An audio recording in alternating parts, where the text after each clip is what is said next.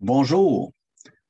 Aujourd'hui, on va découvrir la recette pour valider les antécédents de vos candidats que vous aimeriez embaucher. C'est un défi très important du PDG d'une entreprise de s'assurer de l'identifier et de recruter les meilleurs candidats sur le marché. Donc, la vérification des antécédents, c'est un exercice qui va vous permettre de découvrir qui vous embauchez. C'est le défi critique, comme je viens de le dire, du PDG de son équipe de direction. Il faut embaucher et retenir les meilleurs talents créatifs disponibles.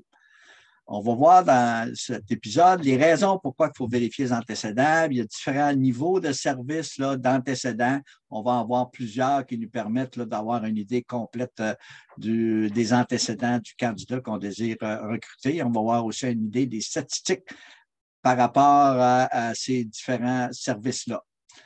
Donc, pourquoi pour effectuer les vérifications d'antécédents? Bien, il y a des avantages mesurables. On veut diminuer les mauvaises embauches. Perte de temps monumentale et souvent des litiges légaux coûteux. On veut réduire les risques associés au vol commis par nos employés dans certains cas. Réduire le taux de roulement parce que de mauvaise sélection. Développer de façon générale un milieu de travail plus sain, plus sûr. On veut en même temps améliorer la productivité, donc éliminer les entrevues biaisées que souvent vont nous amener les candidats trop vite. Sélectionner une équipe plus honnête, plus productive, plus efficace, c'est très important pour le PDG et son équipe de direction. On veut se protéger contre les litiges suite à la négligence à l'embauche parce qu'on n'a rien vérifié. On veut s'assurer que les détails sont assemblés consciencieusement avec chaque embauche. Donc, on a un processus qui est cohérent, stable et qui nous permet de faire des vérifications complètes au niveau des antécédents. Donc, ça va à la fin améliorer la rapidité du recrutement comme tel. Les principaux services, on va voir tout à l'heure un petit peu des statistiques. La base, c'est toujours vérifier. Est-ce que cette personne-là a un casier judiciaire qui est relié au poste qu'il veut occuper? Au Canada, dans le cas du Canada, il y a une base de données nationale, le CIPIC, le Centre d'information de la police canadienne géré par la GRC. Et dans le cas du Québec, il y a un plumitif, SOCIGE, qui permet aussi d'identifier certaines accusations criminelles. Deuxièmement, vérification de crédit d'identité. Donc, il y a deux volets ici. L'identité surtout pour être sûr qu'on a la bonne vérification de casier judiciaire et le dossier de crédit qui s'applique aussi souvent pour vérifier d'autres éléments. Les entrevues de référence avec les supérieurs antérieurs, confirmation d'emploi avec les employeurs antérieurs, confirmation de scolarité avec les institutions scolaires, vérification de conduite de dossiers routiers quand c'est pertinent. Et on fait une vérification de tous ces éléments-là qui nous permet de faire une embauche réussie parce qu'on sait à qui on a affaire. Bien important de réaliser qu'on ne fait pas juste parler ici. Il y a des statistiques d'alerte qui ont été collectées par les principaux fournisseurs de vérification d'antécédents et c'est important de se rappeler ça. Le casier judiciaire, au Canada, il y a 14 des Canadiens qui en ont un casier judiciaire. Mais quand on fait correctement la vérification au niveau de nos embauches, on va avoir un 6 d'alerte. Donc, des gens qui ont dit qu'il n'y en avait pas, mais finalement, il y en avait un. Vérification d'identité, 15 de gens jouent avec ça, modifient leur nom, etc. Confirmation d'emploi. Donc, les emplois occupés dans le passé, 30 d'alerte. Donc, les gens modifient, jouent avec le contenu de leur CV. Vérification de scolarité, 10 Entrevue de référence avec les supérieurs médias antérieurs, 34 d'alerte. Donc, beaucoup d'informations recueillis auprès des anciens supérieurs qui nous permettent de faire les bonnes décisions d'embauche. Enquête de crédit, 24 donc, il y a beaucoup d'éléments dans le dossier de crédit en dehors de la vérification de l'identité qui est très pertinent dépendant du poste à combler. Donc, si on revient là-dessus, vérification de casier judiciaire, c'est la base. pour les vérifications d'antécédents pré-emploi, pour les bénévoles et les contractuels, dans certains cas, même c'est critique et c'est obligatoire selon les réglementations en place. Les résultats, généralement, comme je l'ai dit tout à l'heure, la base de données nationale SUPIC, qui est obtenue directement par le fournisseur, donc il n'y a pas possibilité de manipuler les résultats parce que c'est fait en ligne, il y a un mot de passe sécurisé, etc. Déclaration véridique, on nous informe si un candidat est honnête au sujet de la déclaration de ses antécédents judiciaires. C'est déjà un bon élément de voir s'il dit qu'il n'y en a pas, puis il y en a, indépendamment de qu'est-ce qu'il y a. Il y a déjà là, une démarche frauduleuse qui est effectuée par le candidat. Je dirais, oui, ben, c'est un petit peu une opportunité que le fournisseur souvent va offrir au candidat, une seconde chance, s'il n'était pas tout à fait franc avant, de compléter correctement son formulaire pour qu'on puisse là, faire la vérification complète. Il y a des exigences primordiales à considérer avec n'importe lequel fournisseur. Il faut que la vérification d'identité physique avec un consentement signé et attesté soit là. Il faut respecter les réglementations qui sont en vigueur dans chacun des environnements locaux. Un exemple ici, une vérification de casier judiciaire qui a révélé 96 condamnations. C'est une dame qui voulait aller dans le centre d'appel. Le formulaire de consentement disait qu'elle avait été coupable d'une infraction, mais la vérification a révélé qu'il y en avait pas mal d'autres. Il y en avait 95 autres, des vols, la contrefaçon, de falsification, de la preuve, etc. Donc, ça démontre encore une fois que c'est un exercice qui vaut vraiment la peine d'être fait. Vérification de crédit d'identité. Ça protège contre les individus qui utilisent une identité volée ou essayant de contrer le système en fournissant un faux nom, une fausse date de naissance pour la vérification de casier judiciaire. Parce que les gens qui ont un casier judiciaire, ils le savent. Donc, ils vont trouver les moyens d'essayer de dissimuler ça pour pas que ça apparaisse. Il y a des exemples là, fameux qui ont été révélés là, par les médias où des gens là, avaient modifié leur identité pour obtenir des postes qui mettaient en doute là, la sécurité de l'organisation. Donc, on vient confirmer les historiques d'adresse et d'emploi. On vérifie si il y a des employeurs antérieurs qui sont là, qui n'étaient pas dans le CV, par exemple. Là. On découvre des problèmes financiers dans plusieurs des cas.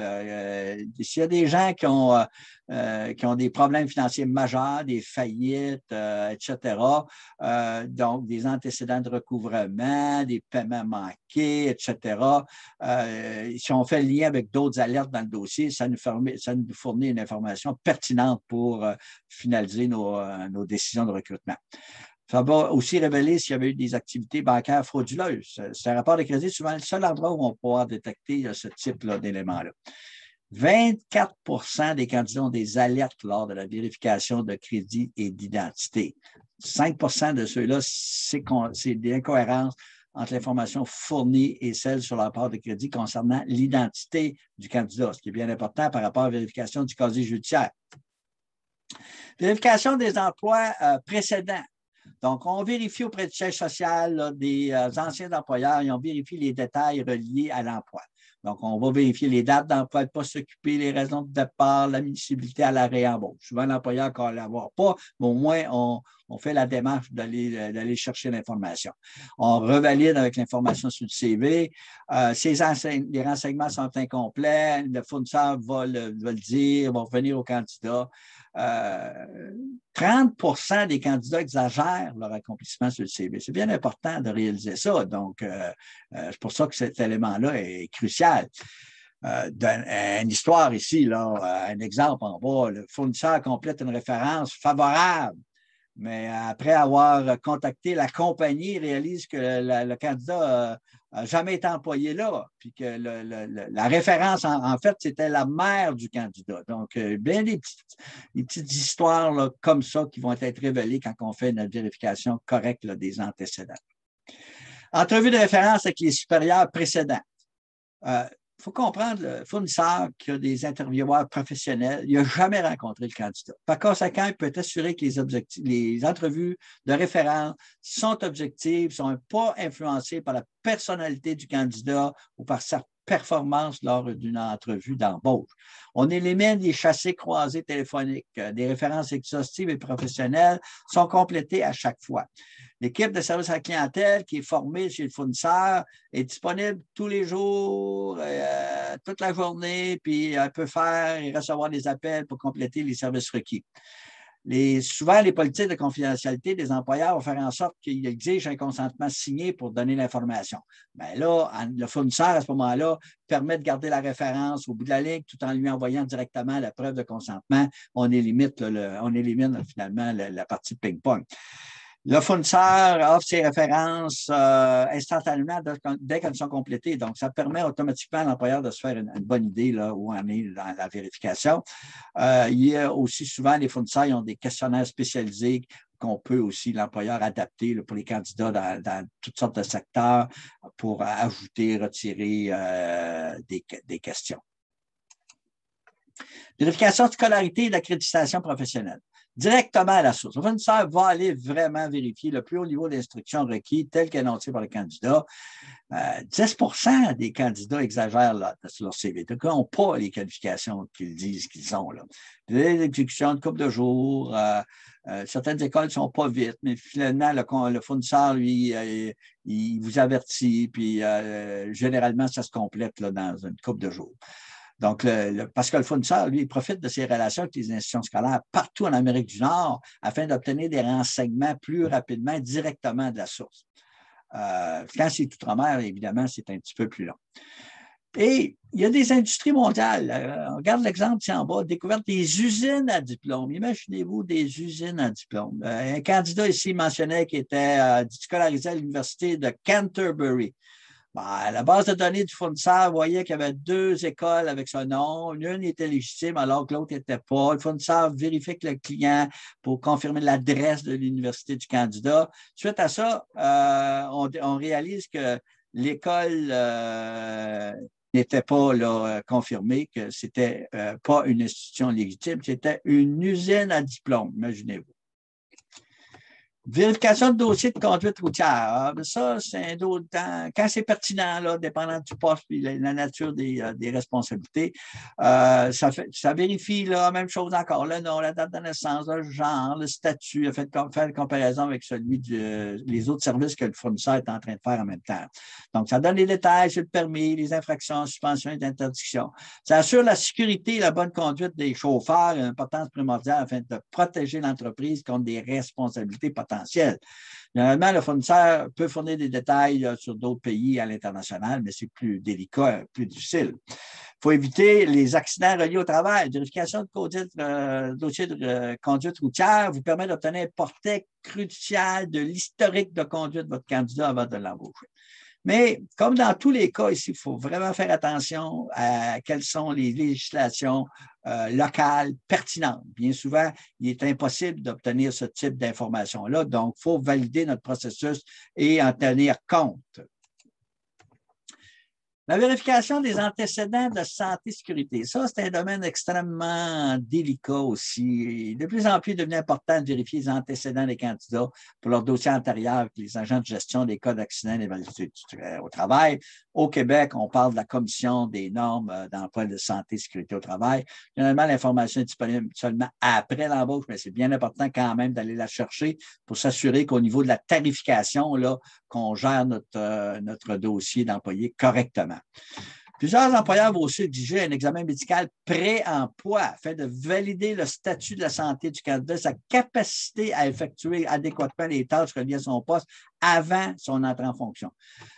C'est pas très élégant de pouvoir faire entrer quelqu'un, après ça, faire vérification de dossier médical et réaliser qu'il n'a pas les capacités pour faire le travail parce qu'il y a des limitations. Donc, ça encore, il faut vraiment vérifier les exigences locales dans ces 2 cas-là. C'est très particulier là, comme domaine de vérification. Il faut s'assurer qu'on est conforme aux législations qui sont en vigueur.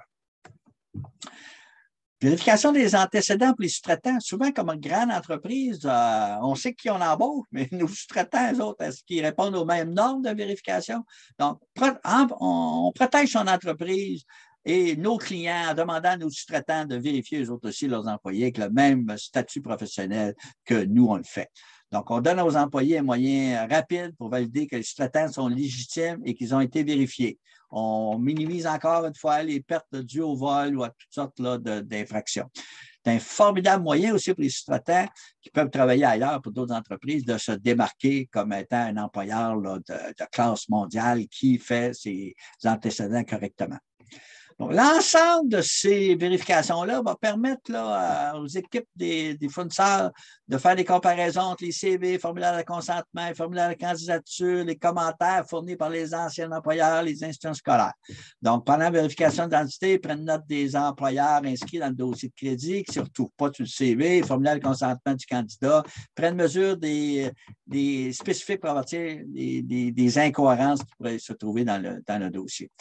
Donc, c'est pour ça que les fournisseurs demandent que tous les dossiers comprennent un CV, car il y a beaucoup de renseignements précieux sur le CV. Il est souvent plus complet, plus facile à lire que l'écriture à main levée d'un candidat sur un formulaire de consentement à maison. Il faut avoir en plus que le formulaire de consentement améliore les délais d'exécution et contribue de façon significative aux capacités de fournisseurs de vérifier les antécédents pour utiliser ces techniques-là. Un exemple, tiens, l'avantage de la contre-vérification.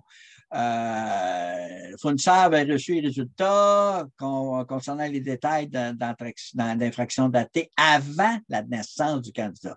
Après une analyse minutieuse, le candidat avait menti sur sa date de naissance, son lieu de naissance et même son nom de famille.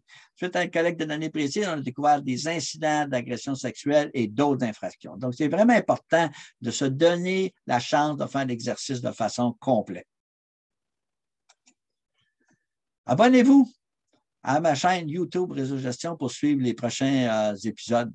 Suivez-moi aussi dans mes groupes privés Facebook et LinkedIn Réseau Gestion. Mon podcast aussi, Réseau Gestion, est disponible sur Google Podcasts, Apple, Stitcher, Spotify.